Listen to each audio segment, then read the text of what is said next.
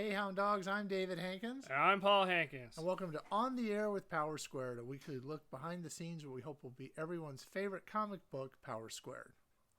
This week we're going to talk about the upcoming issue, number 10. Yes.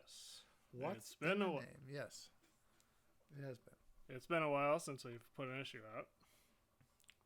And we're going to be putting this out on the 25th of November. That is the day before Thanksgiving. Easy to remember. So, mark your calendar. And you can have a choice this year between two covers. There's the regular, The A cover. and then the B cover, which we like to call the COVID cover, That's right. encouraging everyone to wear a mask. Yes. So these will be out on, again, Wednesday the 25th. It'll also be available at Artith Merrick. It'll be available at Indie Planet. It will also be available on Kindle and possibly on Comixology. It may be later that it shows up there. We decided to go ahead and put it out. Yeah.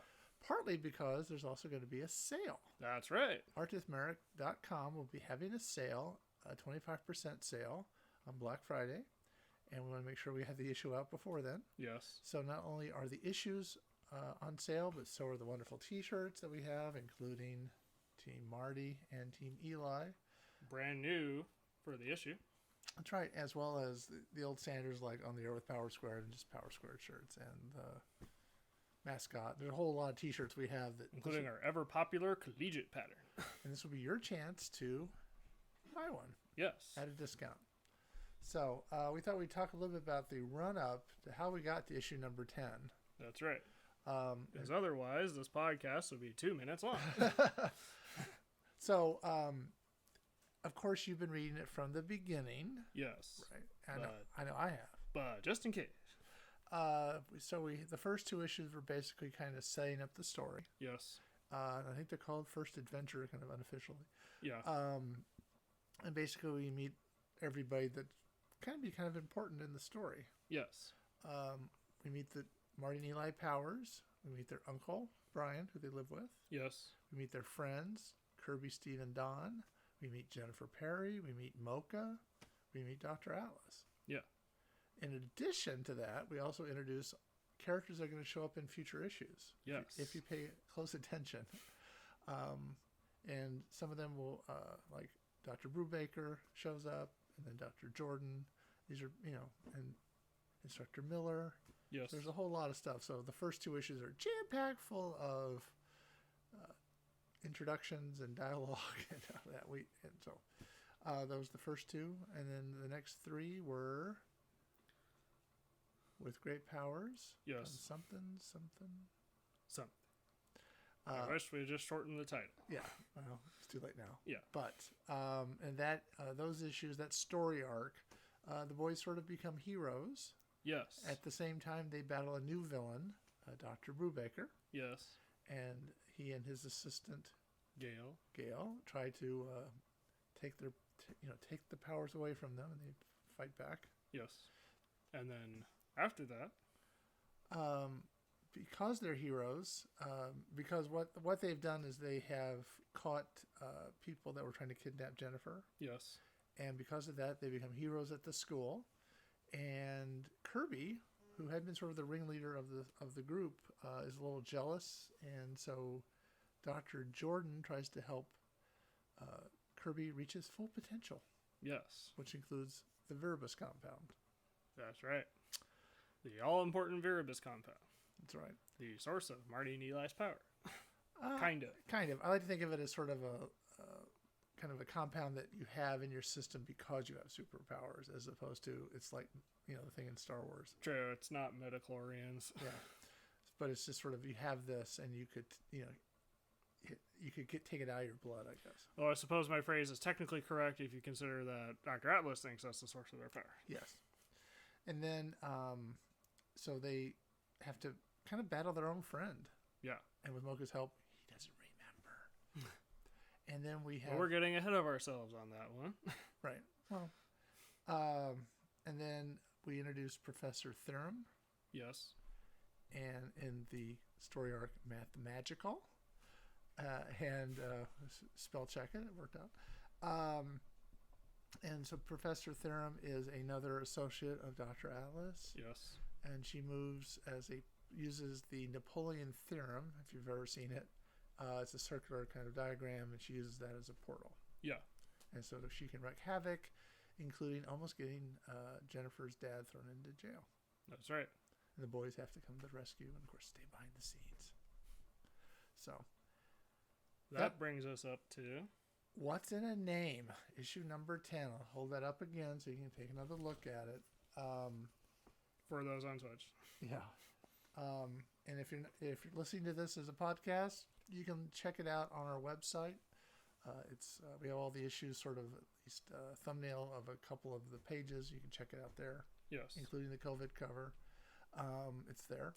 And that website is powersquarecomicbook.com. Yes. And so in this issue, the boys have to battle a new villain, the Convincer. Yes. And at the same time, right. Quincy Victoria Davidson, the editor of the school paper, right. the Hound Dogs Howl. Right. That sounds familiar. It should. Develops a crush on Marty. Right. So that's where we start off in this issue. Yes. So, What's in a Name the attempt was to show how do they come up with the name Power Squared? Yes. Because you would think, Powers Brothers doesn't really sound like a circus act, So that's how they came up with the name, because she was going to interview them for the paper and wanted to know what they called themselves. Yes. So they had to come up with something. And so we see them at the beginning of the story kind of working with their Uncle Brian on some ideas. Yeah. What has not been used already? Like the Convincer. And so they developed this. They go have their interview with Quincy. And then, we've kind of set it up where Mocha had sort of an interest in Marty. Yeah. So the fact that Quincy has an interest in Marty kind of gives him a little bit of a issue to deal with. Yeah. Because, Mocha's pretty, but she's not human. Yes, and we'll let you read the issue to find out where all of those threads go. Right. Okay.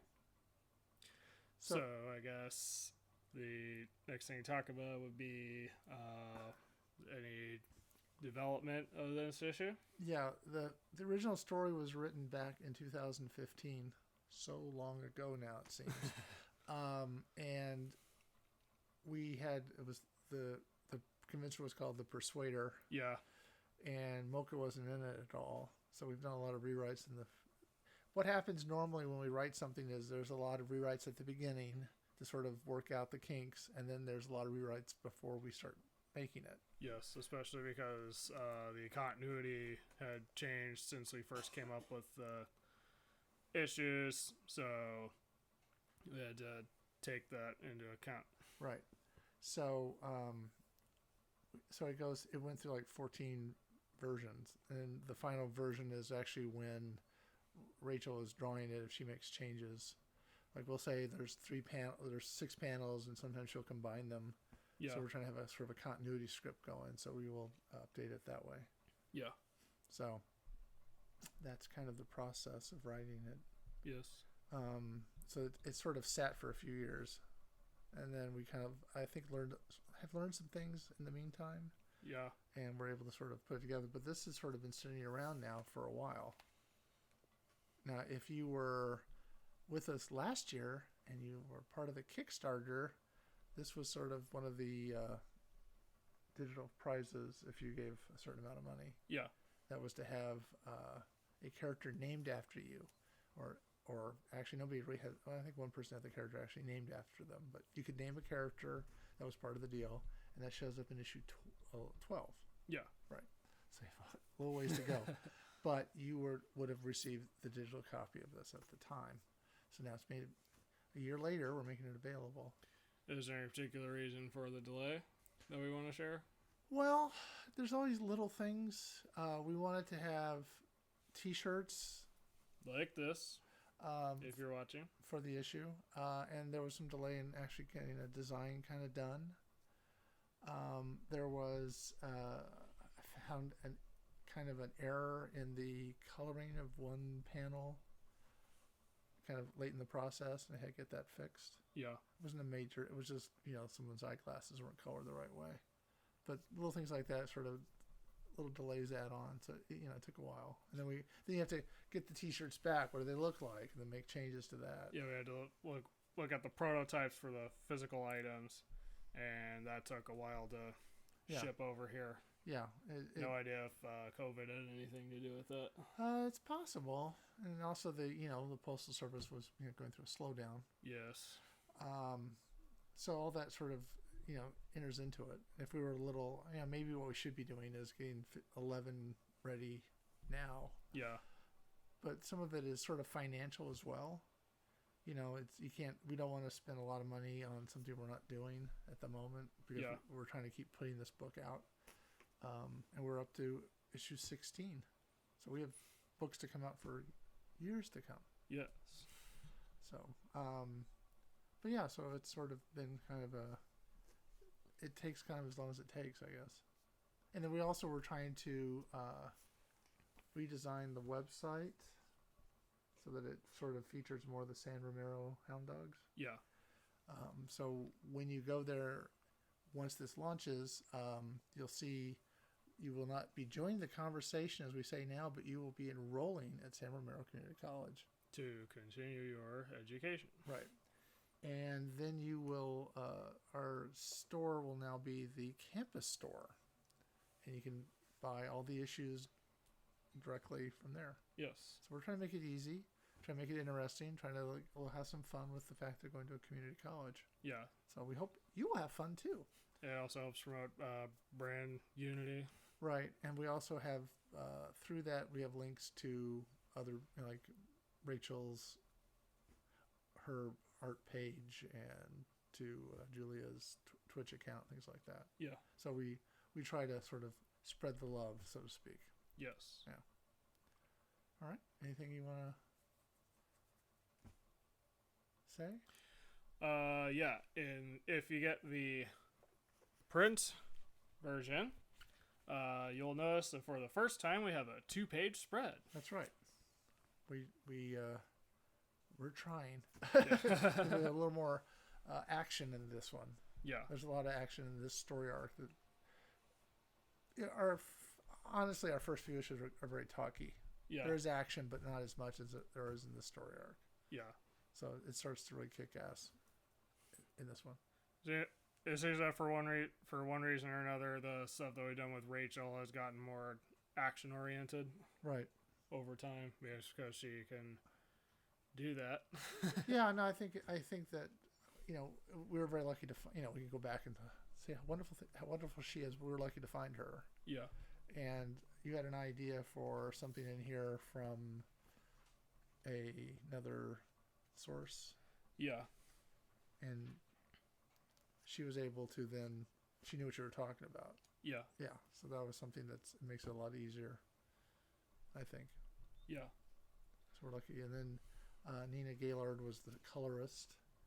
Now I want to give a little shout out to Julia Cannon, who's our current colorist. She's the one that actually put the little masks on them for us. Yeah. So, and sorry does not get credit inside. She's getting it here, and she's also the one that fixed the coloring error. So we're very grateful to her as well. It takes everybody. It takes Trevor. Yeah. It takes you and me. It takes a team. Yes. Right. All right. So anything else? Can we push this past 15 minutes, or do you think we kind of ran out of things? Well, again, it's coming out November 25th. It will be available on artithmeric.com, and these will all be links that you can find on our website. It's going to be available through Indie Planet in print and digital. It will also be available on Kindle, and eventually it will be available through Comixology. I'm not sure what the date is. They haven't gotten back to us, but we decided we just want to go ahead and get it out because on the Friday after Thanksgiving, Black Friday, Artithmeric will be having a sale, 25% off everything on their site. And of course, you just want to care about the Power Squared stuff on the site. But everything there will be on sale, including all the T-shirts, all the comic books, the trade paperback, the poster, It's all going to be available 25% off. Yes. Make a great Christmas present for yourself or somebody you think might enjoy Power Squared. Yes. Right. So, if you want to keep up with this podcast, then consider subscribing on wherever this is posted. Right. And if you're watching this on YouTube, leave a like. If you liked this, comment if you have any thoughts on. Yes, we'd love to hear from you. Yes. Subscribe if you want to see more, and ring that notification bell if you want to see exactly when these go up. All right. So until next time, I'm David Hankins. I'm Paul Hankins. And this has been On the Air with Power Squared.